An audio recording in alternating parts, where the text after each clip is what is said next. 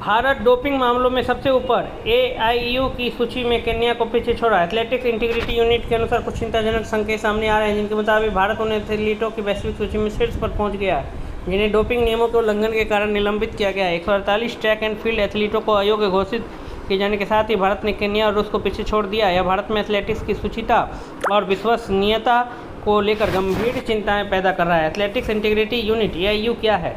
Athletics integrity unit एक स्वतंत्र संस्था है जिसकी स्थापना वर्ल्ड एथलेटिक्स द्वारा की गई थी।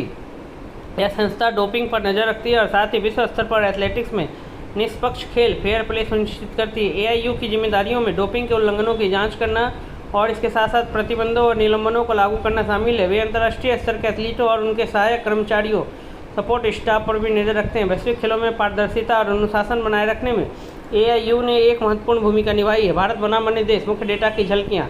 एआईयू की ताज़ा रिपोर्ट के अनुसार भारत एआईयू द्वारा 148 एथलीट निलंबित किए गए जो दुनिया में सबसे ज़्यादा है। केन्या दूसरे स्थान पर, रूस तीसरे स्थान पर जहां 66 एथलीट निलंबित किए गए। इस सूची में शामिल प्रमुख भारतीय एथलीट, इस सूची में कई प्रमुख नाम शामिल हैं। दूती चंद, उन पर 4 साल का प्रतिबंध लगा हुआ है। परवेश खान, उन पर 2030 तक के लिए प्रतिबंध लगाया गया था।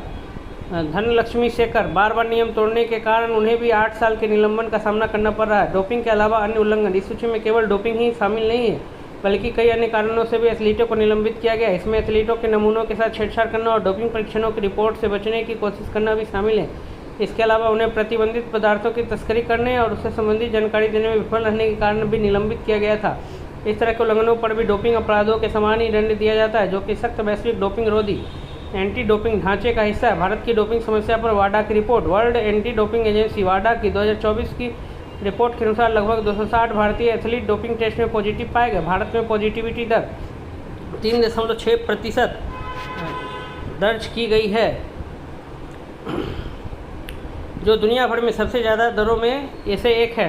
नेशनल एंटी डोपिंग एजेंसी नाडा द्वारा 7100 से ज़्यादा सैंपल इकट्ठा किए गए थे। हैरानी की बात यह है कि किसी भी अन्य देश में डोपिंग के मामले 3 अंकों में दर्ज नहीं किए गए हैं, जो भारत में इस समस्या को गंभीरता को उजागर करता है। समस्या को हल करने के लिए उठाए गए कदम, जैसे ही 2024 के पेरिस ओलंपिक समाप्त हुए, athletics federation of India AFI ने प्रशिक्षण प्रणालियों में सुधार के लिए कदम उठाए हैं।